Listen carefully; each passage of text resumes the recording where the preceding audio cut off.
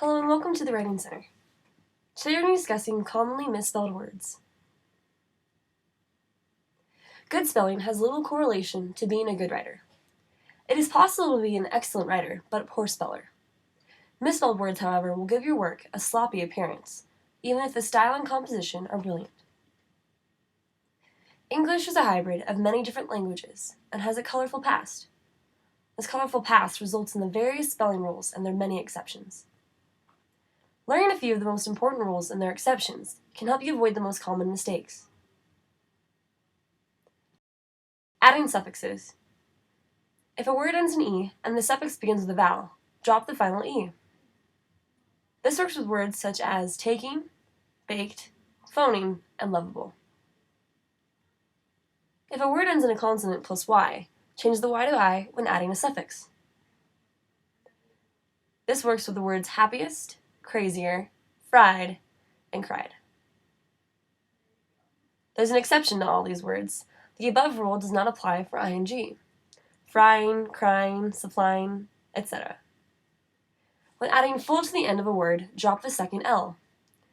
It's joyful, not joyful. Harmful, not harmful. IE versus EI. Perhaps you remember this rule from the rhyme. Place I before E except after C, or when sounded in A as in neighbor and way. Here are some examples of when this rule is correct. I before E works with words such as friend, niece, fiend, peace, believe, fierce, die, field.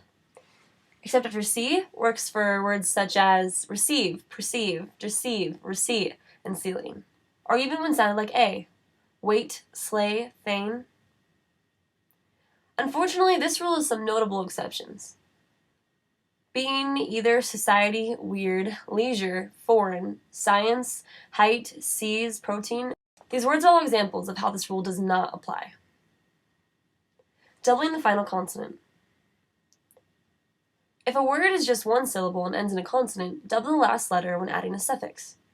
Tagging, flapped, hitter, napping, and more are examples of when you should double the last letter when adding a suffix. For two-syllable words that end with a single consonant, double the final consonant if the final syllable is stressed. This works for words such as transmitted, forgetting, embedded, etc. If the stress falls on the first syllable, the final consonant is not doubled. Marvel becomes marveled, and travel becomes traveled.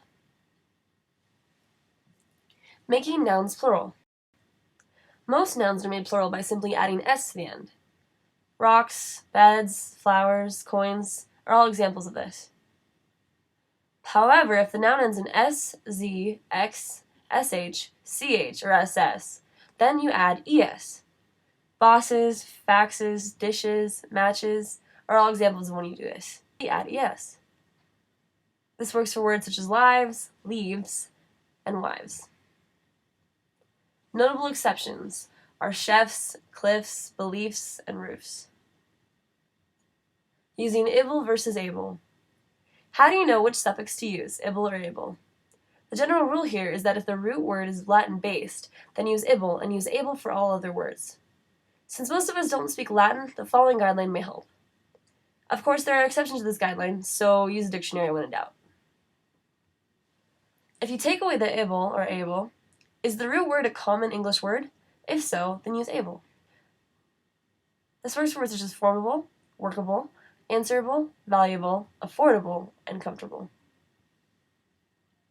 If the root word is not a common English word when alone, use able.